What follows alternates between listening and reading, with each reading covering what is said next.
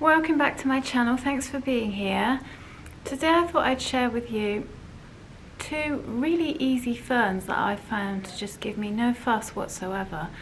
I remember when I first started collecting plants, I actually bought, I think it was a rabbit's foot fern, and that was my first fern that I bought. And I remember I had no idea what I was doing, and it eventually just crisped up and died. So as I've gone through my plant journey, I've discovered two ferns that I've found personally really easy, and of course what's easy to me might not be easy to you, and vice versa. Because I've had these two ferns for quite some time, I can confidently say that they have caused me no trouble over the past year, maybe even 2 years for one of them. The first one is this crocodile fern, and this one I find likes to be in fairly low light. It can handle low to medium light, but it definitely doesn't like direct sun. And the cool thing about this one for me is, you know, now and again we do get busy, don't we? And we might take a little bit longer to water our plants than we usually would. Sometimes life takes over, and a couple of times that's happened to me, as it would with any of us. And this one has actually been absolutely fine. It hasn't crisped up, it hasn't complained, and it certainly doesn't dry out quite as quickly as some other ferns either.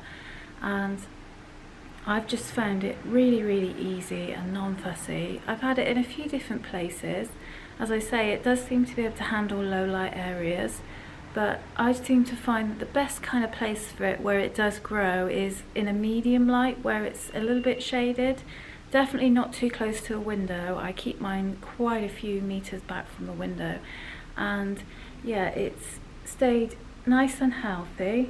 And as I say, it doesn't really dry out as quick as some of the other ferns. I try not to let it dry out before I water it.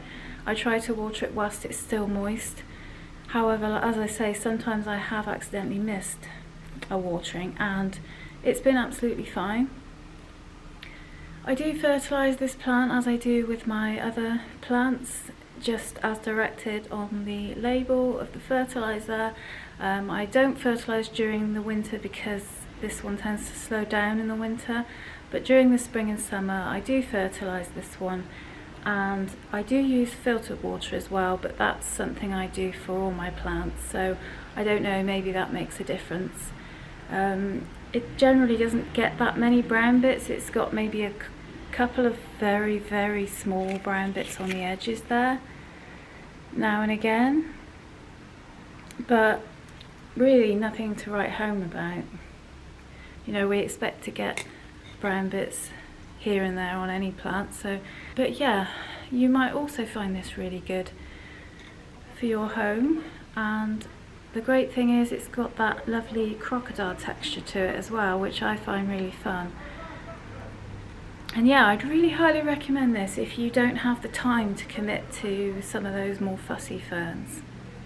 Another fern I found super easy is this blue star fern, and I've actually had this one for a bit longer than the crocodile fern. This was originally two smaller plants that I bought from a supermarket here in the UK, and they weren't very expensive. For a while I kept them as separate plants, but then I had the idea to put them into the same pot and make them more of a fuller plant, and I'm really glad I did that because I think they look really nice in the pot together. And this one I keep in my bathroom, and it's been super happy there. It hardly ever gets any brown crisping. I've potted it into a really loose soil, so there's lots of drainage materials in there, such as orchid bark and pumice and perlite, so the soil is really chunky and airy because these plants do like a really airy soil. And yeah, I just water it through whenever it needs watering. Again, there have been a couple of times when I've forgotten about this plant, and I have actually accidentally let this one dry out completely on a couple of occasions, and it's actually been totally fine. You can see it hasn't really got any damage. And same with the other fern that I just spoke about. I do fertilise this one throughout the growing season. It does continue to grow a little bit during autumn, winter I find, but not quite as quickly, so I don't tend to fertilise during that time.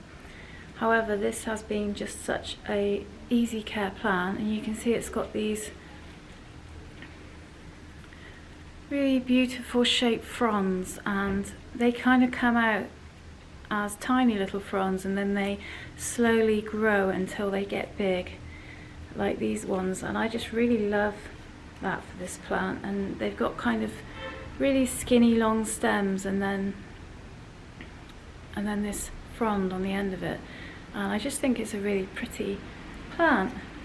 And as I said, I do keep mine in my bathroom because of the humidity, but again, I don't know if this one really needs high humidity, because obviously in the bathroom it gets humidity when we use the shower in there, but that's not all day every day, is it? You know, it happens once a day for, you know, maybe an hour or so, and then that's it. So it's not getting constant humidity. It is getting a little more than some of the other plants might, but only at certain times. So yeah, I may try this plant in another room sometime, but at the moment I really like it in my bathroom, so I'm going to be leaving it there. But yeah, this one has just got these striking leaves again, and that's why I really love this one. It's just really pretty, and it makes a really good bathroom plant as well. So I really hope you enjoyed today's video, guys. Let me know if you have either of these plants, or if you maybe would think of getting them. What's your experience? We've all got different experiences, as I say, so just because I find these plants easy doesn't mean everyone else does. You know, I know people that find peperomia really easy, and I cannot keep a peperomia alive. So, you know, we're all different, aren't we? And we all have different conditions in our home, and that's the thing to remember. Different climates across the world, different levels of humidity, different temperatures, all that stuff, different lighting requirements. You know, in the UK here we don't get a huge amount of light, so I'm working with a fairly medium to low light situation. So that all that stuff affects what's easy or hard to us. But do let me know your experiences in the comments, and I'll see you in the next video.